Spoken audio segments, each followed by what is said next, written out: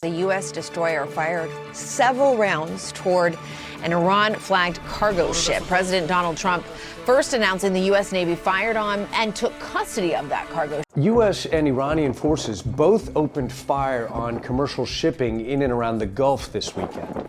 At 0312 local time, the SPY-6 radar aboard a United States Navy Arleigh Burke Flight 3 destroyer lights up like a Christmas tree someone set on fire. Not a few contacts, not a dozen, 500. They come from 3 directions simultaneously, fast, low, and closing at speeds the human eye cannot process in the dark. The Combat Information Center erupts into controlled chaos. Operators don't panic. They were trained for exactly this moment. But they were trained for it in simulators, in daylight, against numbers that made sense. This is not that number. The USS Theodore Brinkman, a $2 billion hull bristling with the most advanced radar system ever deployed on a surface combatant, has 38 seconds before the first wave enters engagement range. The Strait of Hormuz is 21 miles wide at its narrowest point. Tonight, those 21 miles belong to no one. Iran just launched every chip it had. The strategic picture going into this night is not complicated. Washington's sanctions regime had, over 14 months, reduced Iranian oil exports to near zero. The currency had lost 60% of its value. The regime was not cornered. It was buried. Operation Martyr's Corridor was the answer. Seize control of the Strait of Hormuz, the passage through which 1/3 of all global seaborne oil moves every single day, and force the world to negotiate or watch energy markets detonate. The plan was not irrational. It was actually quite creative. What Iran didn't know was that the Brinkman had been running continuous passive surveillance of the strait for 11 days, and every single launch site, every camouflaged coastal cave, every Islamic Revolutionary Guard Corps fastboat anchorage had already been mapped, catalogued, and loaded into the targeting system as a pre-built fire solution. Iran thought it was ambushing a warship. It was walking into a kill box that had been built around it for almost 2 weeks. But in those first seconds, the ambush feels completely real. The swarm is not random. It is geometrically precise. 160 fast attack boats move in a pincer pattern from the north and south coastlines. 200 Shahed 136 series loitering munitions, each one costing roughly $20,000 per unit, fly a low-altitude sprint from Keshem Island's hidden launch infrastructure. The remaining elements are something the Brinkman's crew has never encountered at this scale. Ababil series radar decoy drones, each carrying a corner reflector designed to mimic the exact radar cross-section of a Nor anti-ship missile. On the SPY-6 display, every one of them looks like a kill shot inbound. 500 contacts. All at once. All screaming at the same hull. The captain orders general quarters.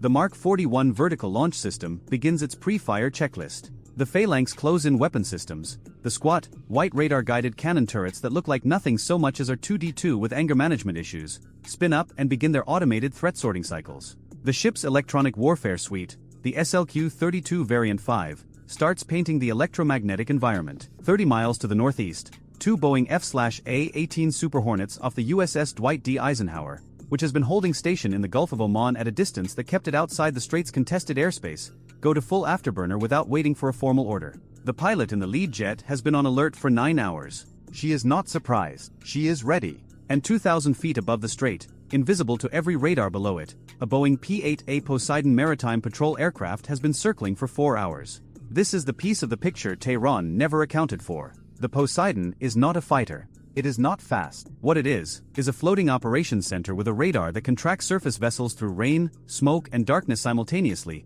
connected by encrypted Link 16 data link to every American platform within 300 miles. It doesn't fire weapons. It tells everything else exactly where to fire them. Every red dot on the Brinkman's tactical display is being fed, refined, and confirmed by an aircraft Iran didn't know was there. This is the part where the math stops being theoretical. The first kinetic response comes not from the destroyer but from an MH-60R Seahawk helicopter that has been hovering 8 kilometers off the Brinkman's port quarter since midnight. Its crew has been watching the swarm form in real time through a forward-looking infrared camera. The pilot doesn't need an order. The engagement criteria were pre-authorized. 2 AGM-114 Hellfire missiles leave the rails. Each one costs $78,000. They cross 8 kilometers in just under 9 seconds on laser guidance and hit the command boat and its immediate wingman within 2 seconds of each other. The command boat's communications antenna, its encrypted radio suite, its tactical officer, and most of its hull structure cease to exist simultaneously. The rest of the northern formation immediately loses coherent direction. The boats don't stop, but they stop being coordinated, which in swarm warfare is almost the same thing. Iran counters with something genuinely clever. The FAR 5 coastal rocket launchers hidden in the cliff faces of Keshem Island fire 120 rockets into the water in a tight geometric pattern around the Brinkman. None of them are aimed at the ship. Every single one hits the surface within 500 meters of the hull. The impact columns rise 50 feet, create a rolling curtain of saltwater mist and seafoam that covers approximately 3 square kilometers of ocean in 30 seconds. Infrared sensors diffuse in water vapor. Laser rangefinders scatter. Electro-optical targeting loses contrast. The destroyer is still there, but from the outside, finding it cleanly becomes extremely difficult. It is, without question, the most tactically disciplined move of the night. Someone in Tehran had actually thought this through. The Poseidon responds by dropping its passive surveillance role entirely. The crew releases a pattern of sonobuoys, sensors originally designed for hunting submarines, now repurposed to pick up acoustic signatures of two-stroke diesel engines on the surface. Inside 4 minutes, the acoustic picture underneath the smokescreen is complete. Every boat within the fog envelope gets a confirmed position that does not care about visibility, because sound doesn't need it. Those positions go, encrypted and timestamped, to the Brinkman's combat system at the speed of light. Iran built an impressive fog machine. The Poseidon just gave the destroyer thermal goggles. The Mark 41 fires its first SM-6 salvo. The Standard Missile 6 is a $4 million weapon standing 13 feet tall, capable of engaging targets in the air, on the surface, and in theory above the atmosphere. Each one weighs 2,200 pounds. The first two go after the FAR 5 launchers on the cliff face, which gave away their position the moment they fired. The missiles follow the electromagnetic signature back to the source with an efficiency that is, if you think about it for a moment, genuinely insulting to the cost-per-launcher ratio Tehran just sacrificed. One FAR 5 battery costs roughly $3 million. 2 SM-6 rounds costs $8 million to fire.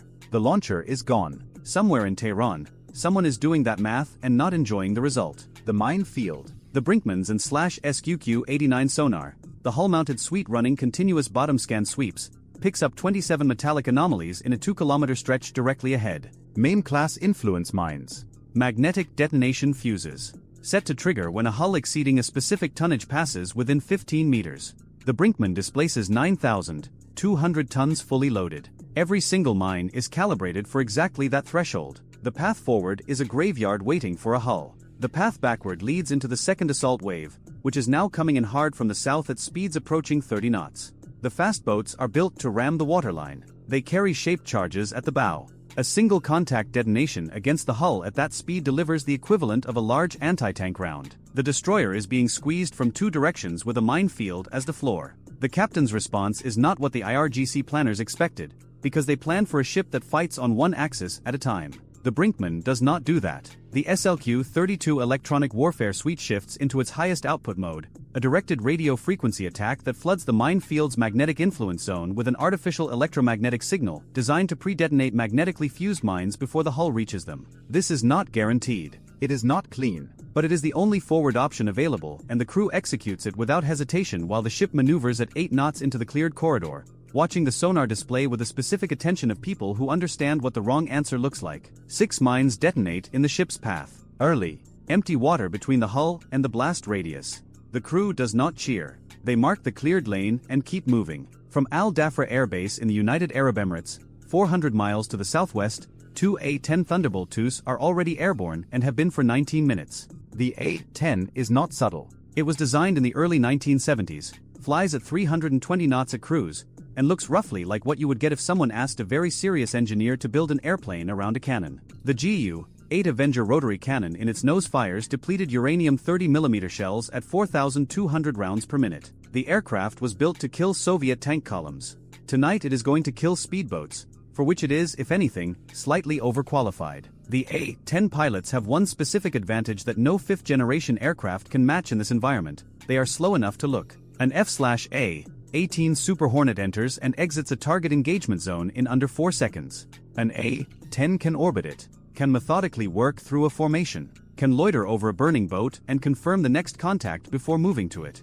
Against a dispersed swarm in confined waters at night, this is not a limitation. It is the entire point. The Warthogs come down through the limestone cliffs of Keshem Island in a terrain masking run that puts solid rock between them and any shoulder-fired infrared missile threat from the shore. They are flying at 60 meters above sea level. The altimeter warnings are continuous. The pilots are ignoring them, which requires a specific kind of training and disposition that is not widely distributed. They break out over the water at 30 meters and the cannon begins. The sound of a GAU-8 firing is not a sound most people have heard in person. It is described by those who have as a loud tearing, like canvas ripping at industrial scale. At 4,200 rounds per minute, a 2-second burst puts 140 depleted uranium rounds into a 10-meter target area. A fiberglass fastboat is not a 10-meter problem.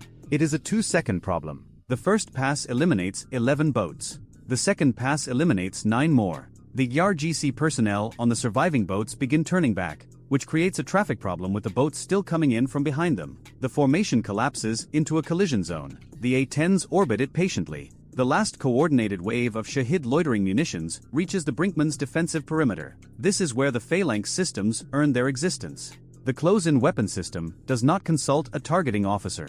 It searches, identifies, classifies, and fires entirely on its own authority, and it does so at a rate of 4,520 mm rounds per minute. The range of engagement is under 2 kilometers. The time between detection and firing is approximately half a second. The Shahid drones are flying at approximately 250 kilometers per hour, which gives each one about 20 seconds to cover the distance from radar acquisition to hull contact. 20 seconds is about 19 seconds longer than it needs. The Phalanx engages 31 drones in 4 minutes and 12 seconds. The sky over the destroyer becomes briefly spectacular with the light of these impacts, each one a small burst of kinetic energy at the point where guidance electronics meet 20mm tungsten. The last drone is knocked down at 400 meters from the hull. 400 meters is close.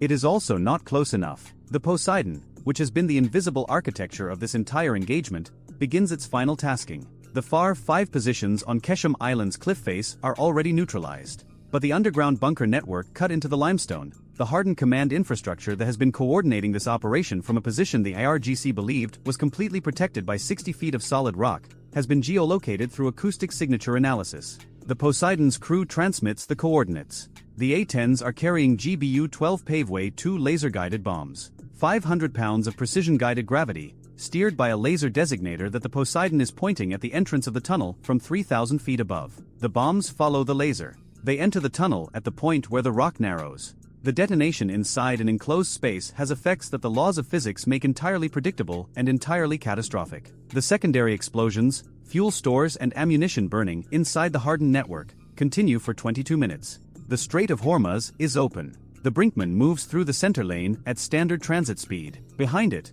the water holds the remains of what was, 12 days ago, the most sophisticated asymmetric naval threat Iran had ever assembled. The fast boat fleet deployed for Operation Martyr's corridor, gone. The FAR 5 coastal battery network on Kesham Island, destroyed. The underground command infrastructure, representing 2 decades of hardened construction, collapsed under its own mountain. The final accounting is not comfortable to sit with if you planned this from Tehran. The IRGC lost its primary Hormuz blockade capability, the one credible threat that had given Iranian negotiators leverage in every diplomatic conversation for 15 years. The threat to close the strait was the card. It was the one thing that made the entire world pay attention when Tehran spoke. They played it. And the Brinkman came home with less than 15% of its ammunition expended and no casualties. The leverage is gone. The mountain is still there. The bunkers inside it are not. The strait does not stay quiet because this engagement resolved everything. It stays quiet because one side ran out of chips and the other still has a full stack. What comes next does not happen in the water. It happens in the silence that follows when a country loses the one threat that made it matter to the conversation. That silence is louder than anything the GAU-8 produced tonight. If you enjoyed this video, check out our other video on the US Navy's last line of defense against hypersonic missiles. Bye for now.